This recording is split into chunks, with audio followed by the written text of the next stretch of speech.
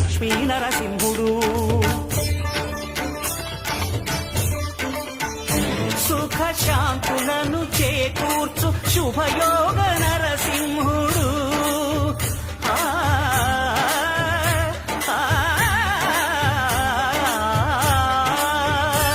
సుఖ శాంతులను చేకూర్చు శుభయోగ నరసింహుడు. నమో నమః నమో నమః. నమస్కరించెను నాలుగు దిక్కులు, నఖముల వెలుగుకు మ్రొక్కెను చుక్కలు. గోపుర రూపము దాల్చినది ఆ దివ్య సుదర్శన చక్రము, మంగళహారతులిచ్చినది మహాకాల చక్రము.